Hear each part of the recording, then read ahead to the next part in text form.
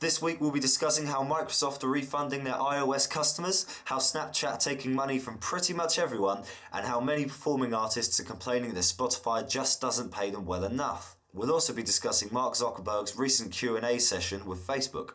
And we'll also be presenting the second half of our interview with Michelangelo Guarise, one of the creators behind Kickstarter's first smart tag, Fizzly. Hello, I'm Cameron. And I'm Luke. We're here from Free Deal Studio, keeping you up to date with the latest app news and releases. This is App to Date.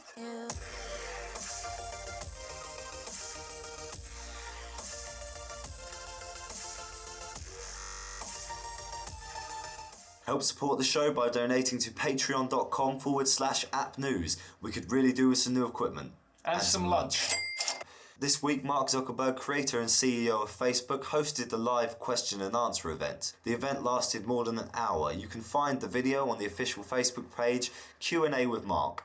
One of the interesting points from this video, from my perspective, was him desperately trying to justify the standalone Facebook chat app. He also acknowledges that while it's annoying to have to launch and go through a series of steps simply to send a message via Facebook, he stands beside the concept. He says, on mobile, each app can only focus on doing one thing well, and messaging is one of the few things people do more than social networking. In some countries, 85% of people are on Facebook, but 95% of people are using SMS or messaging. Asking folks to install another app is a short-term painful thing, but we wanted to focus on serving this well. Personally, I hate Facebook Messenger. I've had nothing but trouble with it. Half my messages not going through, or I'm not receiving messages. I think it's kind of a shady move, what Mark's done here, because people are using Facebook to be able to conveniently message people and check out what they're doing, and by separating it, that convenience is completely gone. But having disabled Messenger in Facebook, you're forced to use the Messenger. I mean, if you had a standalone, specialised Facebook Messenger app and a lesser featured inbuilt Messenger app within the actual Facebook app, I mean, fair enough. But having disabled it completely is just a joke. Those bubbles within the Facebook app itself were actually really good when they were about, and I don't know why they bothered getting rid of them. A lot of people are saying, well, not a lot of people are saying, because only a few people know about it, mostly people who listen to this podcast, thank you very much. The peer-to-peer transaction story that we ran a couple of weeks ago might have something to do with the reason that he's actually split it off, but he's not ready to announce it yet. It seems kind of pointless to me having the two messenger apps, especially considering they've just bought WhatsApp, which is itself a standalone messaging app.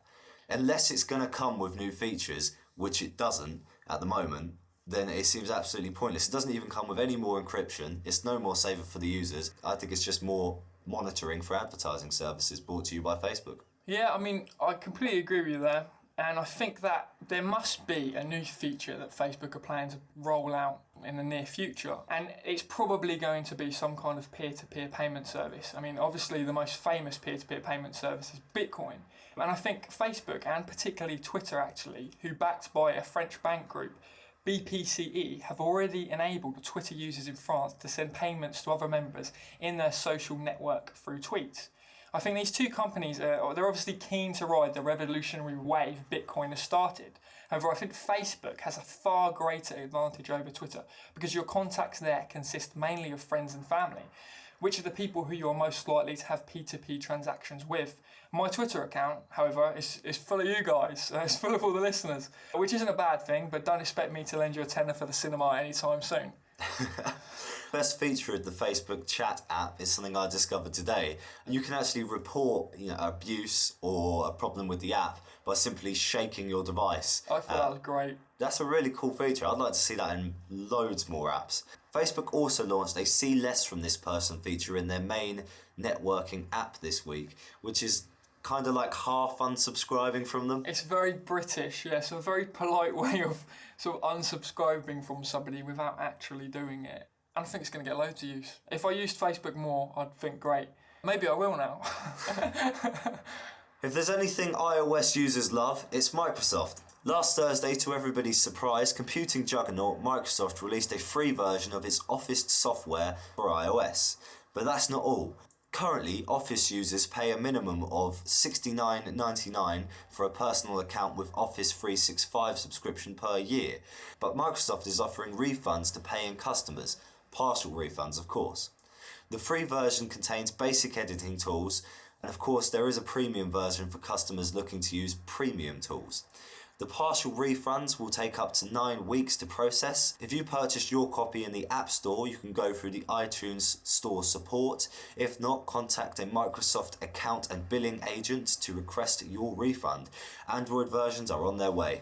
So, do we think it's too little too late when compared to some of the other basic editing tools such as Google Docs and OpenOffice? Let's start with Google Docs. I mean, absolutely 100%. I haven't been using Microsoft Office for probably over 5 years, and I'm a pretty young guy, so that's a lifetime for me.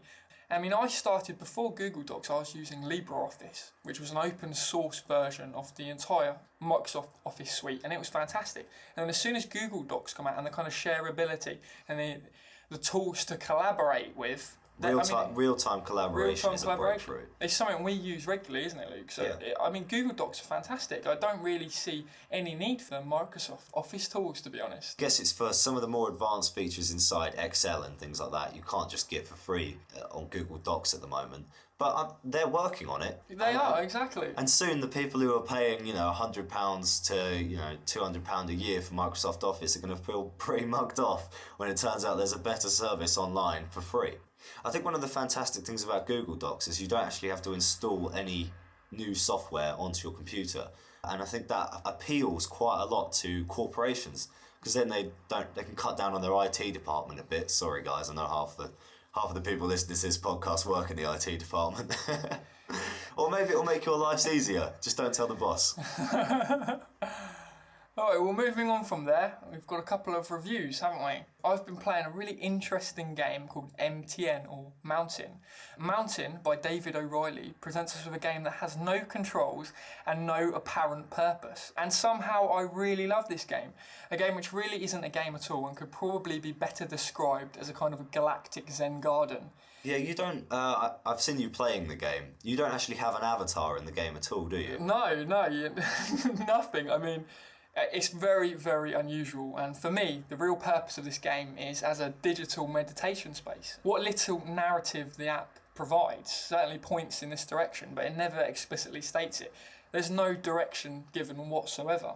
And after observing my mountain and the collection of peculiar objects it had amassed through collisions with passing space debris, which is quite entertaining as well, and it's quite tense actually, waiting for these things to appear, I had a kind of eureka moment when I realised that maybe the mountain represented my mind, and the objects colliding with it, the formation of new ideas. I know it sounds pretty out there, but if you have a look at the app, I mean, you'll see what I'm talking about. And I won't say any more, so please check out MTN, or Mountain, for yourself on the App Store. And as a final interesting point on the app, the creator, David O'Reilly, was actually an animation director on the film Her, which is a kind of sci-fi fantasy comedy mashup, for those of you who haven't seen it, where a computer operating system gains a sentience of their own, which is certainly about as odd as a talking mountain. So Luke, have you seen the movie Her? No, but I have had a love affair with Siri.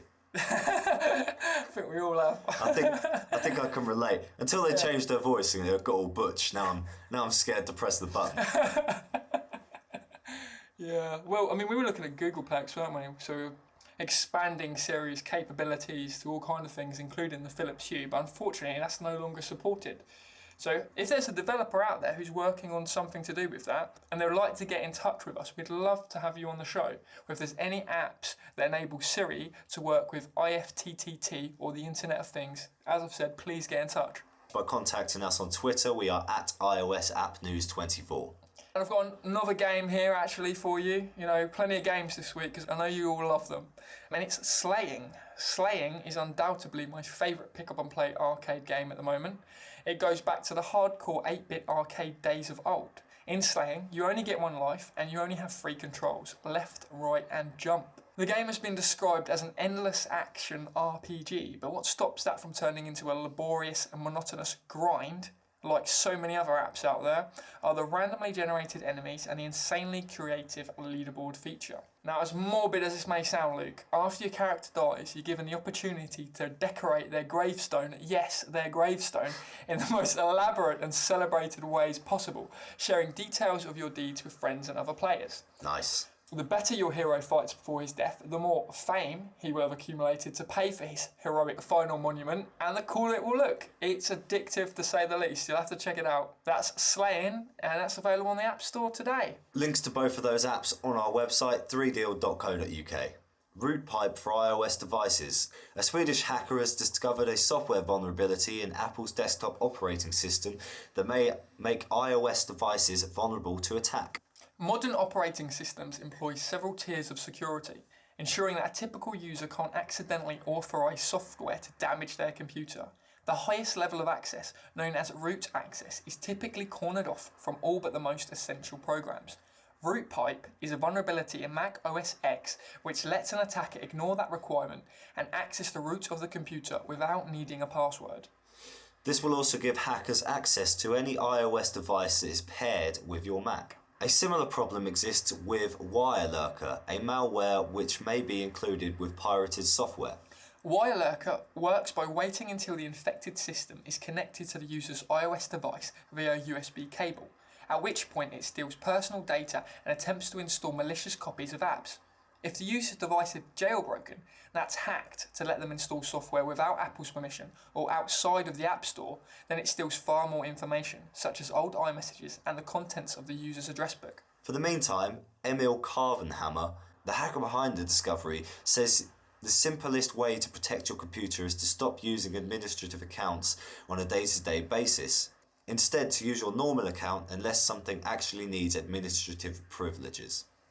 And of course, don't download pirated software or jailbreak your iPhone. And if you want even more protection, I suggest you download Virus Barrier. Virus Barrier is a paid-for antivirus software which protects not just your iOS device, but also protects your PC or Mac. This app stops malware or viruses from entering onto your PC or Mac from your iPhone or iPad, and vice versa. Features include the ability to scan attachments in your email, as well as on cloud-based services such as Dropbox. It also works quietly in the background without hampering the functionality of your device, keeping your system running in peak performance. From malicious viruses to Taylor Swift. Taylor Swift, singer, human being, best-selling artist, has pulled her music from streaming services in the build-up to her new album. Then her album comes out, sells more than 1 million copies in the first week. Well done, Taylor. She says in a quote to Yahoo, "Spotify all feels like a bit of a grand experiment, and I'm not willing to contribute my life's work to an experiment that I don't feel fairly compensates the writers, producers, artists and creators of this music. I just don't agree with the perpetuation of the perception that music has no value and should be free." Well, me and Cameron were speaking about this the other day, and we were saying perhaps the best way in order for her to get her music out to everyone, but make the amount of money that she's looking to get, is to run it on a similar system to how Netflix works. So first you get your cinema release, you get your DVD, and then down the line you get the Netflix release. What they could do with this is have a CD release, followed by download release, followed by a streaming release. That way she gets all the die-hard fans getting the album first, she gets correctly compensated, and then anybody else left in the dust can catch up in, a year or two's time. Yeah, definitely. I mean, there's been a few artists that have used this kind of windowing strategy for streaming services by withholding their new material to push CD, but it's nice to see performing artists becoming a little more transparent with this and giving their fans the opportunity and the option to support them in whatever way they see fit. So whether that's buy their CD or wait for the streaming services to provide their music. I've heard some rumours that the dispute with Spotify actually arisen from a disagreement over how her music would be accessed, as Spotify has both free and premium tiers, and apparently Taylor wanted access to her music restricted to its paid version only. At the moment, artists get paid $0.007 for every stream, which means that they get $1 for every 143 streams, which isn't a lot of money. I mean, it would be a lot of money in Taylor Swift's case because she'd get a lot of plays, but at the same time, it's not as much money as the £15 per album that she usually sells her music for. Yeah, I mean, my brother's band, for example, I mean, they're only young and they've been selling some of their music through iTunes and they've done quite well. I mean, if they had have been streaming it through Spotify, they wouldn't have made anything, let's face it. They would have had kind of $10 rather than they actually made around $2,000 through iTunes, which was pretty impressive for some kind of, I think they were about 16 at the time. Well, for me, I've used Spotify before to publish some of my music. My band's music is actually on Spotify and all the streaming services you can possibly imagine. We don't earn a lot of money for it, but what it is a really great promotional tool for us. And I think these services should probably remain for sort of independent music labels and then the older major record labels, because it gets to a point where you don't have to promote anymore. You actually have to start selling what you're doing. But either way, we need new platforms to open up that aren't saturated so people at the beginning or people just starting out can actually get noticed and make something of themselves. And next we have the Adobe Online Seminar. The first Adobe Create Now seminar kickstarts tomorrow at 1 o'clock GMT. You'll get to hear from leading industry experts who will share their insights and experiences using the Adobe Creative Cloud with a series of creative online shows running until the 13th of November. Adobe evangelists will also guide you through the latest creative innovations released at this year's Adobe Max, including talks on how to best use the new Adobe apps for your iOS device. I like Adobe. I like them too. I mean, I use the Creative Cloud and I think it's fantastic, and I would like to know how I can improve my workflow between the iPad and my desktop. So I'm going to check this out tomorrow, and I urge everyone to, and let us know what you think about it. Send us some tweets, actually. Anyone who watches the seminar, send us a tweet and tell us what you think and what was your favourite part. Yeah, I would really like to see Adobe release a light version of their software. Maybe not for free, but they could really do with having a stripped back version of something like Photoshop Express, for example. Loads of Express services that you can get on a very cheap, easy to afford Adobe platform. Because at the moment, some of the features that are included are a bit excessive. I don't actually need them, and they're costing me quite a lot of money to just have.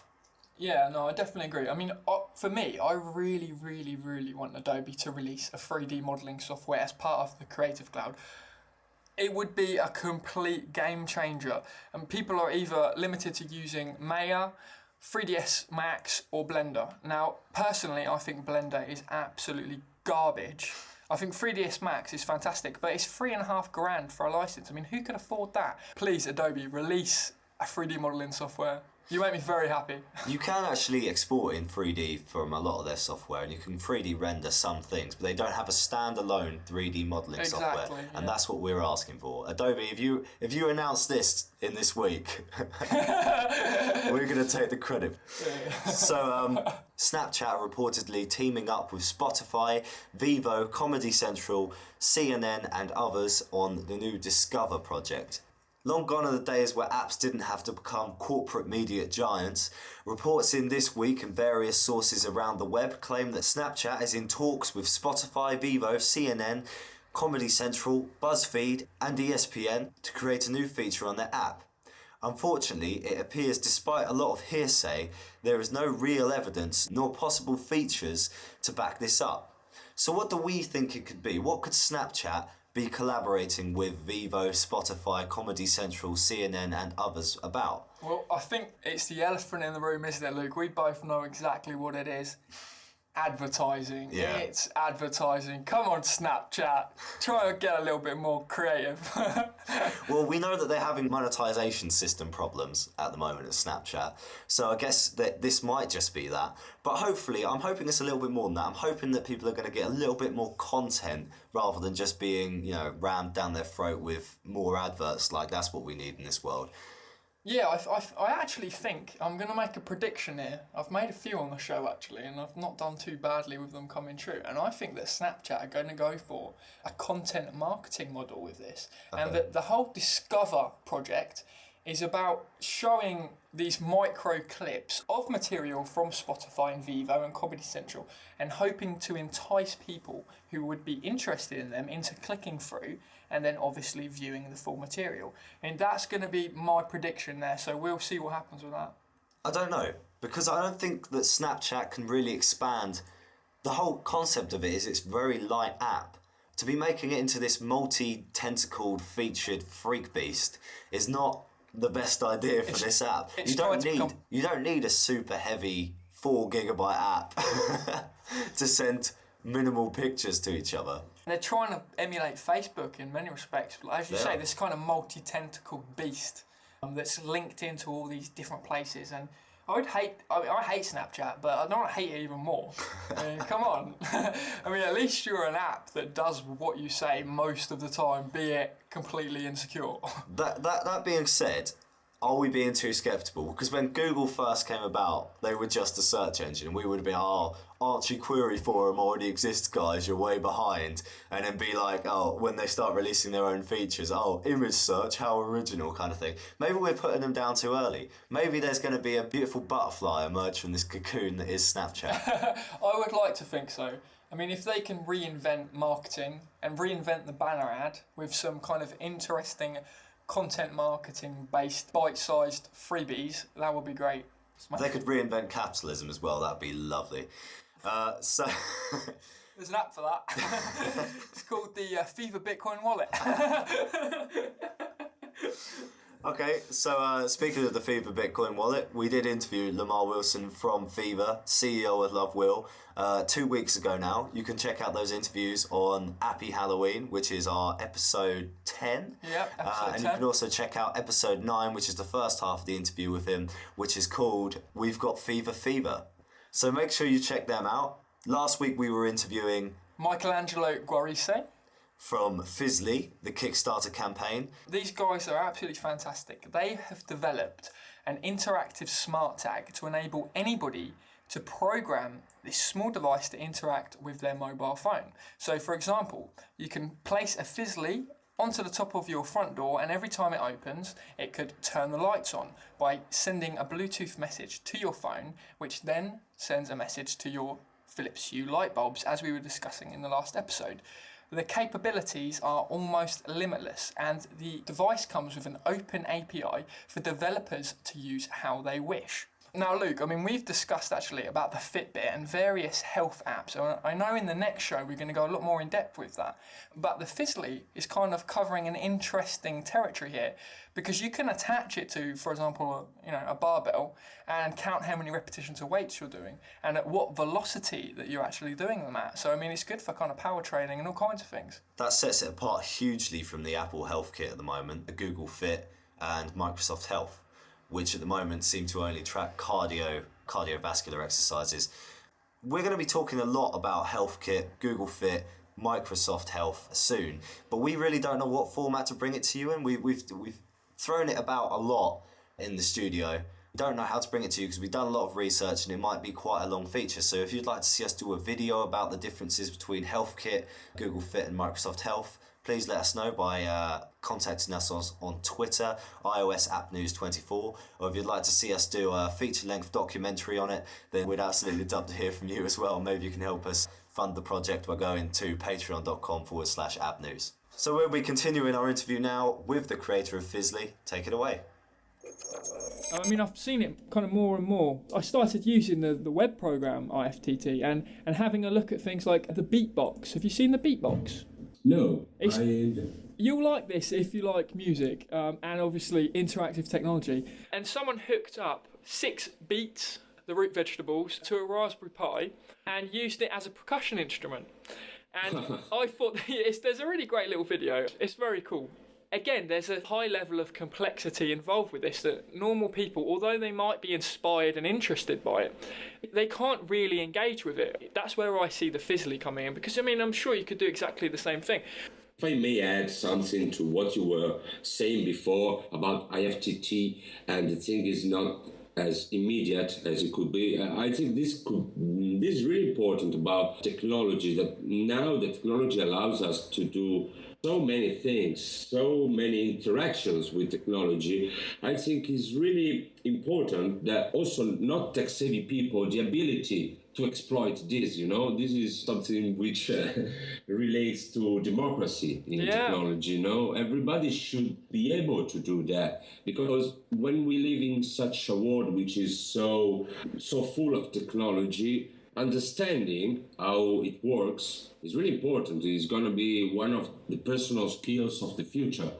And doing this in a playful way is such a good way to teach people and to make people happy with this. I can see this being introduced as part of the curriculum at schools. I mean, I completely agree. I think it's going to be that important, and it is that important. And I mean, Fizzly is positioning itself very well for some kind of deal like that. Do you think it could become kind of an educational tool?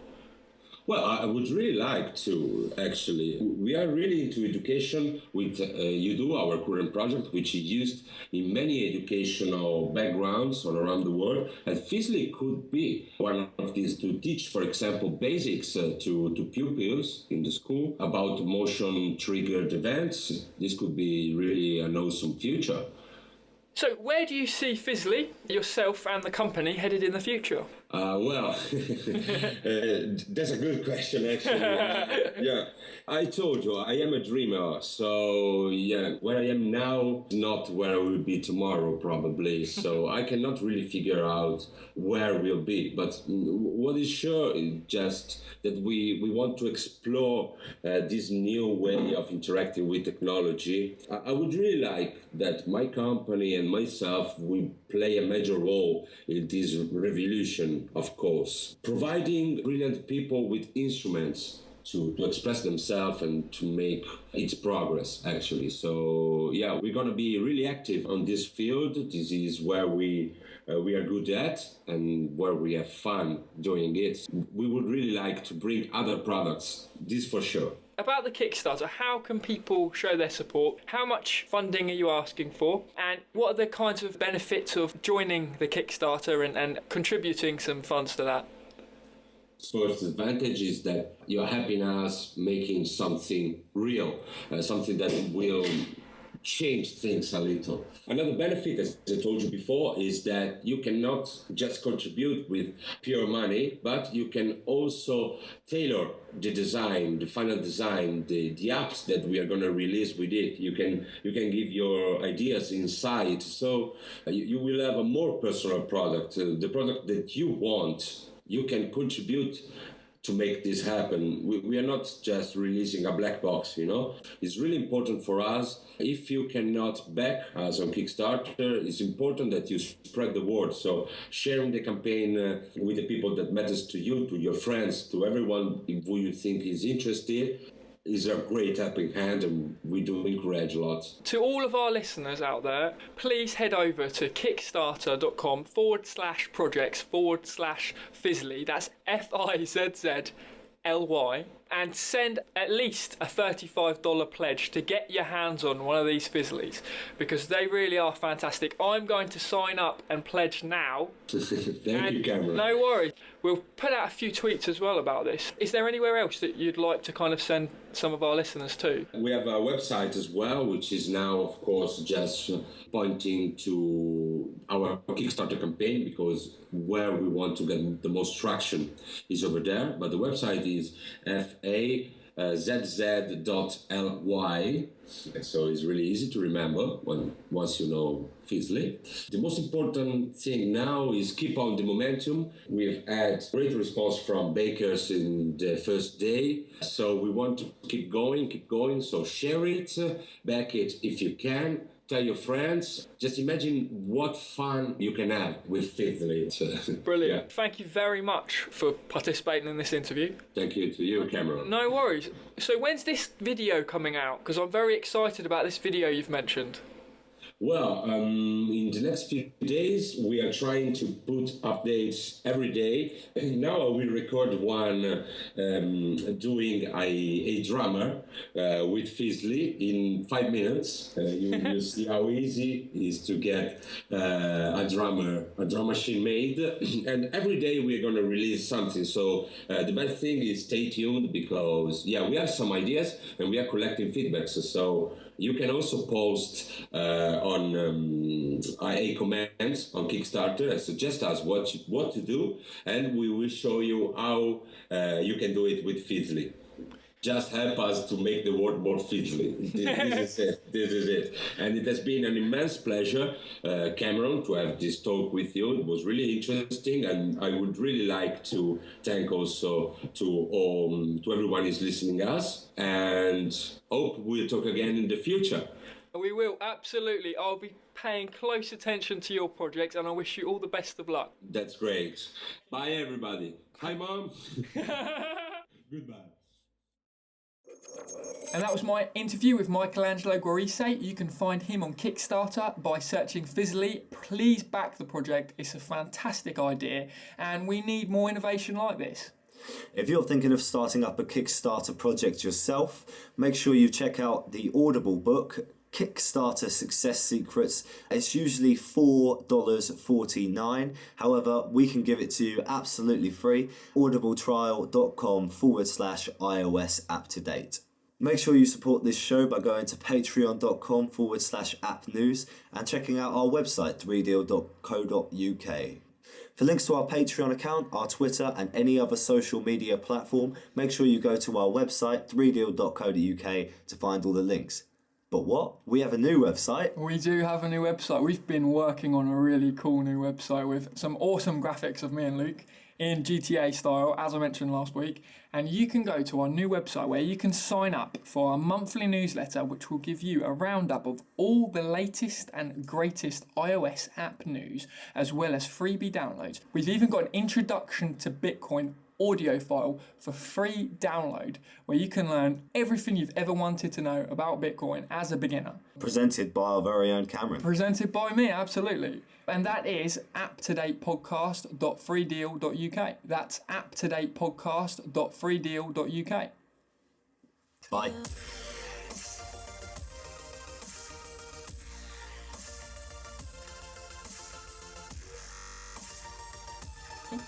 We had a great time on, I think it was Friday night actually. We put out a tweet giving away 3 copies of Guns of Icarus on Steam with one condition. You had to play that evening. So we had, as I've said, we had some of our Twitter followers playing this game, which is a really interesting kind of steampunk airship battling game. And I'd like to thank Kion, I believe the name is. I'm not quite sure how to pronounce that. Kion from Twitter. And also Cyrus from Twitter, who both played the game on the Friday night. And I'd like to shout out to DPG Elder Broham, who unfortunately couldn't get a copy of the game because they'd already gone. If we're doing something similar, we'll send you a tweet out. Just everyone, thanks for playing, and keep your eyes peeled on our Twitter for our next giveaway.